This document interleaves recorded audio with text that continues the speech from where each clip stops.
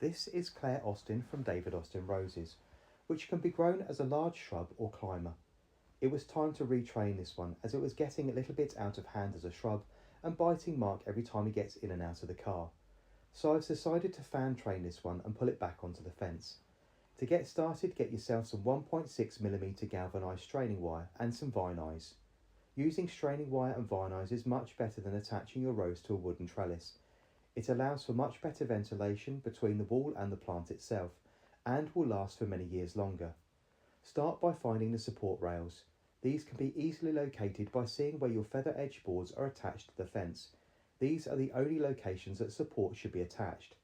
Then, using a drill, place a small pilot hole in the fence and pop in your vine eye. These can be easily driven home by inserting the shaft of the screwdriver through the eyelet, and they should be set out at around 90cm spacings. Insert the wire through the eyelet and fold it back on itself by around 60 to 80mm, winding it tightly around the lead wire. Pass the wire through the other vine eyes and secure it at the opposite end using the same technique.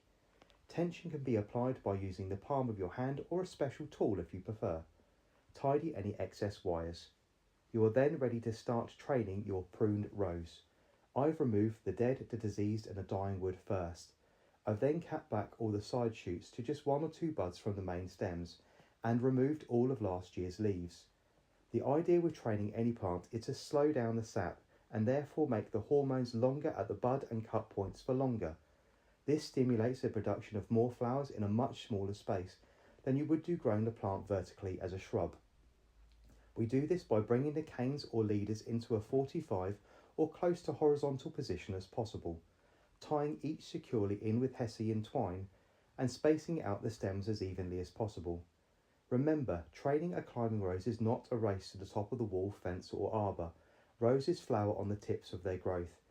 So start at the bottom of your structure in the early years and work your way upwards in consecutive layers. If you have any questions, don't hesitate to ask or drop me a comment below, and I'll see you all again soon. Bye bye now.